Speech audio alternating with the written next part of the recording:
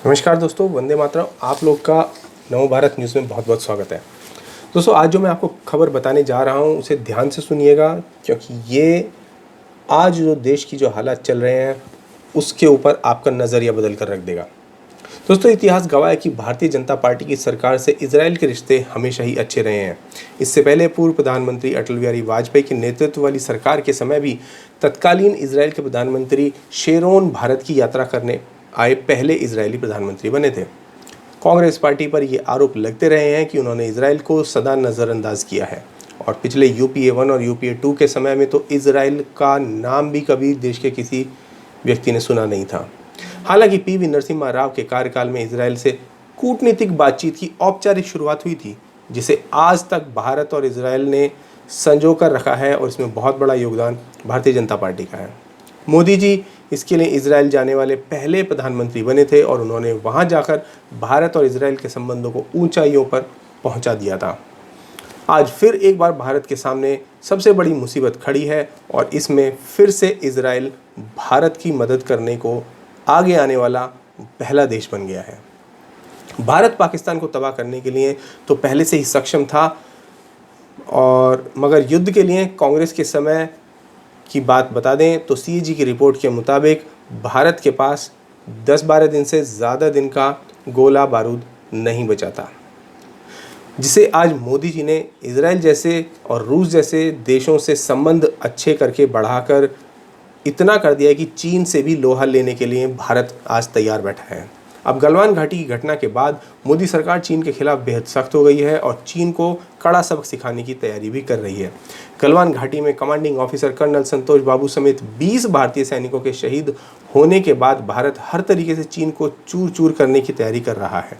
जी हाँ, इसी बीच एक बड़ी खबर सामने आती है, और इस खबर के मुताबिक भारत का परम मित्र इजराइल भारत को अब एक बहुत बड़ा रक्षा कवच देने जा रहा है। और ये रक्षा कवच क्या है, इसके बारे में आपको मैं जल्दी बता देता हूँ, मगर आपसे अनुरोध है कि पहले आप इस वीडियो को ज़्यादा से ज़्यादा शेयर कर दीजिए, ताकि ज़्यादा से ज़्यादा लोग इस बारे में जान सकें। चीन के साथ चल रही तनातनी के बीच भारतीय तैयारियों में अब एक और घातक हथियार शामिल होने वाला है, जिसका नाम है बराक 8 LRSM मिसाइल। ये मिसाइल जल्द ही इजराइल भारत को सौंप देगा। मीडिया रिपोर्ट्स के मुताबिक साल 2018 में भारत और इजराइल के बीच बराक 8 मिसाइल की डील हुई थी, और अब इस मिसाइल को भारत लाने की तैयारियां चल रही हैं। बराक 8 लंबी दूरी की रेंज वाली एक मिसाइल है, और ज़मीन से हवा में मार करने वाला सरफेस टू एयर सिस्टम है, और जहाज़ों पर ये आसानी से तैनात किया जा सकता है, इसको तैनात किया जा सकता है, जिससे ये एक एंटी गाइडेड मिसाइल सिस्टम का भी काम करता है, और एक रक्षा और सुरक्षा तंत्र का भी काम करता है। रक्षा विशेषज्ञों के मुताबिक सबसे बड़ा फ़ायदा इसका यह है कि कम समय में कहीं भी बराक 8 की तैनाती की जा सकती है। तैनाती के मामले में अमेरिका के पैट्रियट या रूस के S-400 के मुकाबले बराक 8 को ज़्यादा तेज़ी से और आसानी से तैनात किया जा सकता है। बताया जा रहा है कि भारत ने इजराइल के साथ बराक 8 मिसाइल के लिए $2 बिलियन की डील की थी, जिसे अब अंतिम रूप दे दिया गया है।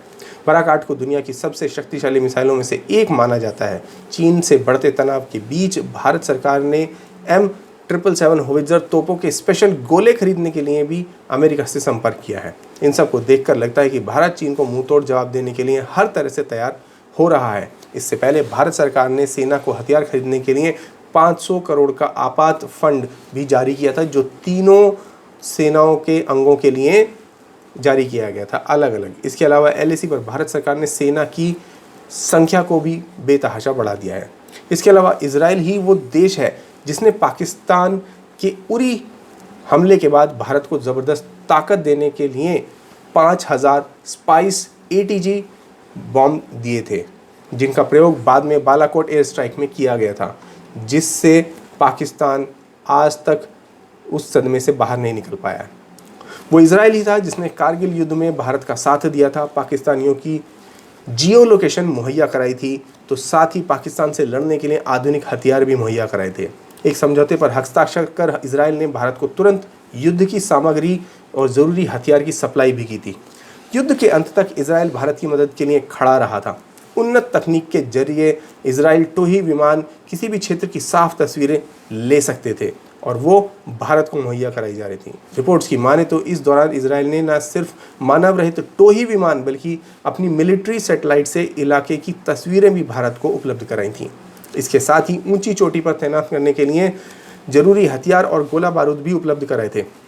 इसके अलावा इजराइल ने हवा से ज़मीन में मार करने के लिए लेज़र तकनीक से चलने वाली सक्षम मिसाइल मिराज, जो कि 2000H लड़ाकू विमान से दागी जा सकती थी, उपलब्ध कराई थी। युद्ध के दौरान इजराइल भारत के साथ साथ आगे तक आया, जिसने दोनों देशों के रिश्तों को और दोस्ती को नया आयाम पहुंचाया। दोनों ही देशों के रिश्ते अब एक उच्चतम स्तर पर पहुंच चुके हैं।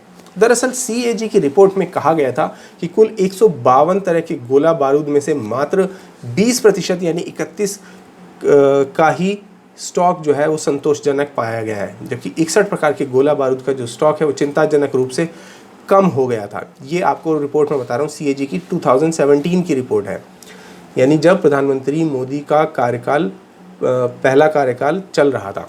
और ये ऐसा नहीं है कि रातों रात ये गोला बारूद ख़त्म हो गए थे या गायब हो गए थे। दरअसल ये बहुत लंबे समय से भारत ने खरीदे ही नहीं थे। यानी पिछली जो सरकारें थी उनको चिंता ही नहीं थी कि भारत का जो सुरक्षा तंत्र है, जो रक्षा तंत्र है, उसके अंदर जो गोला बारूद है वो लगातार कम होता जा रहा है। उसके लिए कोई प्रणाली, कोई तरीका बनाया जाए। लेकिन जैसे ही ये रिपोर्ट CAG के सामने आई, तभी से लगातार 2017 के बाद से प्रधानमंत्री मोदी ने इजराइल, रूस, इसके अलावा अमेरिका और अन्य कई देश जैसे कि फ्रांस और जर्मनी से संबंध बनाकर और ऑस्ट्रेलिया के साथ संबंध बनाकर नए नए एडवांस तकनीक के जो हथियार थे वो खरीद कर सेना को मुहैया कराएं। और ये नतीजा है कि मात्र पिछले 4 साल के अंदर, यानी 2017 से लेकर आज 2020 तक आते आते 3 से 4 साल में भारत का जो असला बारूद का जो रिज़र्व है वो अच्छा खासा बढ़ गया है।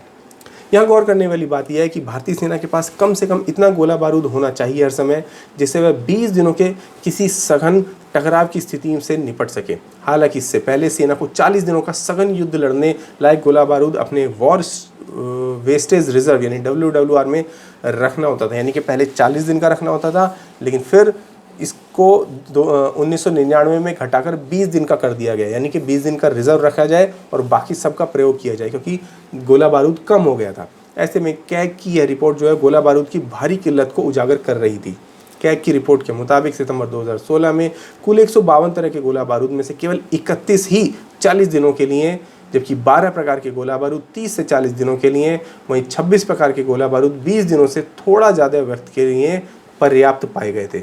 इस रिपोर्ट में साथ ही यह भी कहा गया था कि इस बीच विस्फोटक और विध्वंसक उपकरणों जैसे कुछ महत्वपूर्ण हथियारों का रिजर्व सुधरा है, लेकिन बेहतर फौजी ताकत को बनाए रखने के लिए ज़रूरी बख्तरबंद लड़ाकू वाहनों यानी AFV और तोपों के लिए गोला बारूद चिंताजनक रूप से कम पाए गए। यानी आपके पास बंदूक तो थी, लेकिन गोलियां ख़त्म होने लगी थी। अब ऐसी बंदूक का आप क्या कर सकते थे? कुछ नहीं। हालांकि गोला बारूद की यह किल्लत कोई नई नहीं थी और पिछली UPA सरकार ने इसे ध्यान में रखते हुए 2015 तक गोला बारूद की कमी को दूर करने के लिए एक रोड मैप भी बनाया था, जिस पर पूरी तरह से उन्होंने काम किया ही नहीं कभी भी। खैर, कैग की इस रिपोर्ट में पाया गया कि मार्च 2013 में बने रोड मैप के बावजूद इन 3 वर्षों में गोला बारूद के रिजर्व में कोई खास सुधार नहीं देखा गया।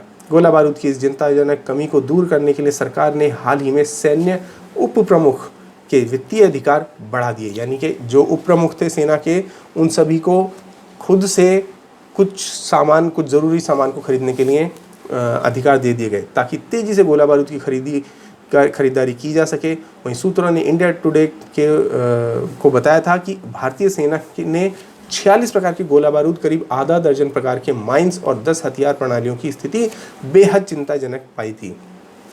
एक वरिष्ठ अधिकारी ने बताया कि लंबी खरीद प्रक्रिया से बचते हुए अब इन चीज़ों की तत्काल खरीदारी की जाएगी। और इसी सब को ध्यान में रखते हुए लगातार प्रधानमंत्री मोदी और जो NDA की सरकार है, उसने लगातार 2017 के बाद से इतना बड़ा रिजर्व तैयार करना शुरू कर दिया कि आज भारत चीन जैसे देशों से युद्ध लड़ने में सक्षम है। वरना आज तक कभी जो UPA की सरकार थी वो तो सिर्फ 1962 को ही याद करके डर के मारे चुप बैठ जाया करती थी, जिसका फ़ायदा चीन उठाया करता था और आए दिन भारत की सीमा में घुसकर भारत के इलाकों पर कब्जा कर लिया करता था। कभी पैंगोंग त्सो के अलावा फिंगर 8 तक जो भारत की सेना गश्त लगाया करती थी, वो घटते घटते अब बहुत ही कम इलाके में रह गई। इस सब का जिम्मेदार आखिर कौन है? क्यों पुरानी सरकारों को इसके लिए जिम्मेदार नहीं ठहराया जाए? क्या उन्होंने कोई ऐसी खास डील की थी चीन और पाकिस्तान के साथ कि उनको आज तक इतने सारे इलाके भारत के मुफ्त में उनके हाथों पहुंचा दिए गए? कैसे पीओके भारत के पास चला गया और अक्साई चीन चीन के पास चला गया? कश्मीर के सर से पगड़ी ही उतारकर पाकिस्तान और चीन के बीच में बांट दी गई। ये सब कैसे कर दिया?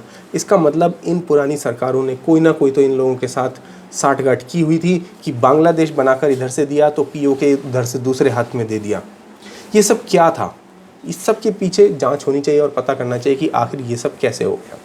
तो दोस्तों, आपका इस पूरी रिपोर्ट पर क्या विचार है हमें कमेंट बॉक्स में लिखकर बताएं, और इजराइल और भारत के संबंधों पर आप क्या कहना चाहते हैं ये भी हमें लिखकर बताएं। धन्यवाद। जय हिंद।